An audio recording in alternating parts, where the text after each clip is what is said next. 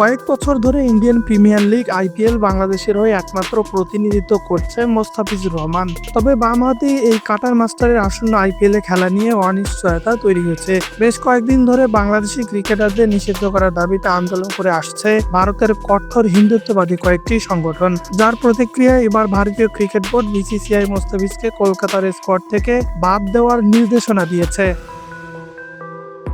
ভারতীয় সংবাদ সংস্থা এএনআই-কে বিসিসিআই এর সচিব দেবজিৎ সাইকিয়া বলেছেন, দেশজুড়ে সৃষ্টি অস্থিরতার কারণে বিসিসিআই কেকেআর ফ্র্যাঞ্চাইজিকে একজন ক্রিকেটার ছেড়ে দেওয়ার নির্দেশনা দিয়েছে।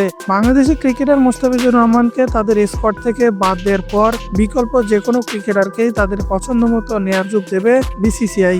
সংস্থার পক্ষ থেকে সেই অনুমোদন দেওয়া হয়েছে। শনিবার মূলত ভারতের সঙ্গে নিউজিল্যান্ডের আসন্ন ওয়ানডে সিরিজের স্কোয়াড ঘোষণা দিতে সবাই বসে বিসিসিআই কর্মকর্তারা। তার আগে গণমাধ্যমের সামনে আসে মোস্তাফিজের প্রসঙ্গে উঠে এসেছে।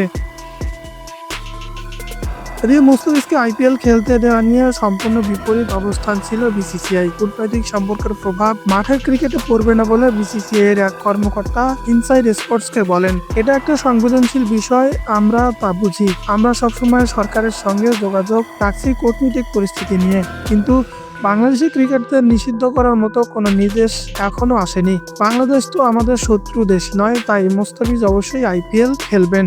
বিসিসিআই এর এক কর্মকর্তা ইনসাইড স্পোর্টসকে এমনটি বলেছিল কয়েকদিন আগে।